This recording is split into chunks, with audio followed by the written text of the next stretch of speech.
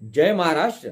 नमस्कार. मी सचिन सुभाष राणे जुचंद्र आज येथे तुमच्या समोर हजर आहे ते फक्त आणि फक्त सत्य मांडायला. मग कोणी किती मोठा असला तरी मला त्याची पर्वा नाही. नायगाव पूर्व येथे आज रस्त्यांची जी समस्या आहे त्याबद्दलच मी बोलत आहे. आज सर्वजण सचिन सुभाष राणे जुचंद्र हे चॅनल पाहतात त्याबद्दल सर्वांचे मनपूर्वक आभार. पण विषय आहे नायगाव पूर्व येथील रस्त्या संदर्भात.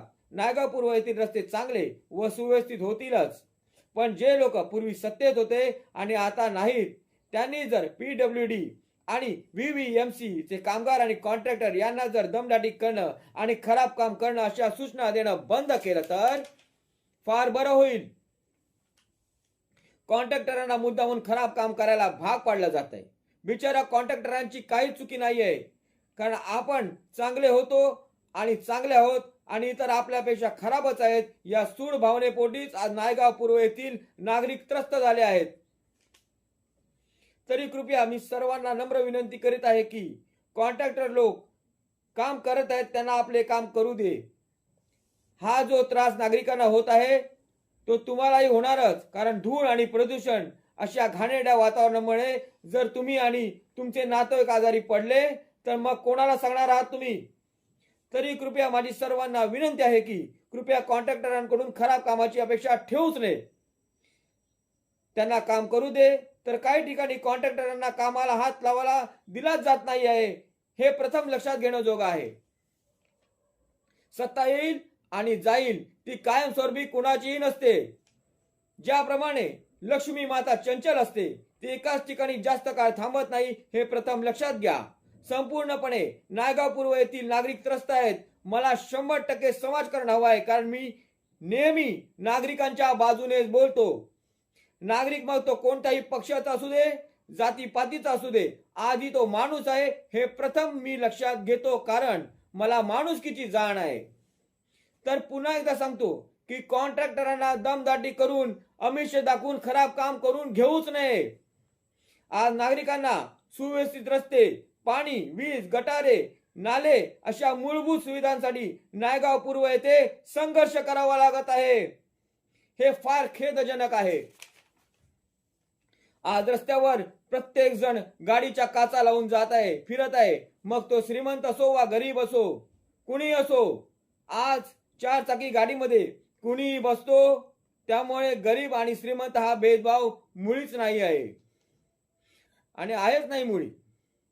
पण आता आरटीओने नवीन नियम काढा की गाडीच्या साईड काचा लावायच्याच नाहीत, कारण जे लोक स्कूटी बाईकने फिरतात ते सुद्धा धूळ प्रदूषणाचा त्रास सहन करतातच ना.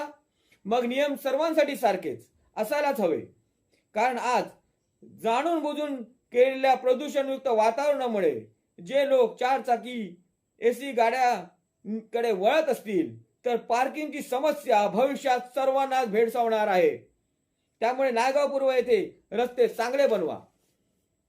आता रिक्षा चालक, बाईक स्वार, सायकल स्वार, इतर सर्व्हिस टेम्पो चालक यांचे खूप अतोनात हाल होत आहेत आणि मी आता तरी सुद्धा विनंती करत आहे की कृपया बिनसत्तेतल्या लोकांनी कॉन्ट्रॅक्टरांना त्रास देऊ नये.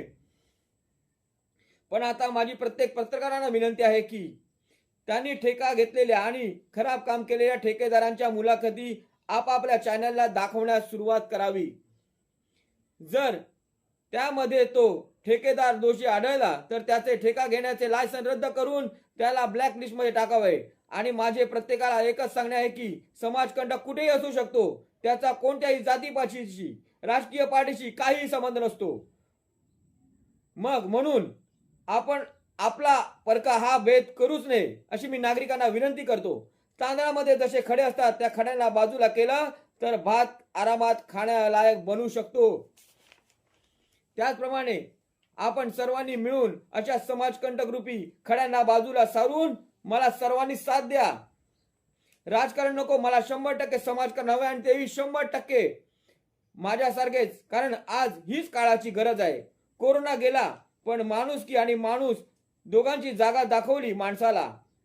आता नायगाव पूर्व येथे अशाच रस्त्याच्या धुळीने नवीन आजार उत्पन्न होणार आहे, म्हणून हा मी काढलेला व्हिडिओ आहे.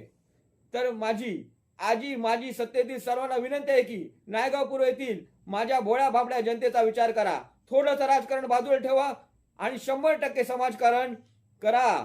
कारण नागरिकांसाठी केलेल्या समाजकारणाच्या जोरावर प्रत्येक जण राजकारणात येतो आणि बिचारा नागरिकांवरच राजकारण करून राज्य करतो. हे जरा थांबवा. 100% समाजकारण करा. आणि माझा प्रत्येकासाठी शुभेच्छा असतीलच आणि आहेतच. ही निवडणूक तुम्हाला आम्हाला सर्वांना लाभदायक ठरो आणि प्रत्येकाने सत्तेत आल्यावर फक्त आणि फक्त 100% समाजकारण करा असे मी तुम्हाला मागणे करतो. आणि सर्व पक्षांना निवडणुकीच्या हार्दिक शुभेच्छा. मग आमचा असो तुमचा असो हा भेदभाव मुळीच मी करत नाही. सर्वांनी नागरिकांसाठी 100% समाजकारण करा. माझे नागरिक सुखी तर मी सुखी, मी सुद्धा सुखी. पुन्हा एकदा सर्वांना निवडणुकीच्या लाख लाख शुभेच्छा.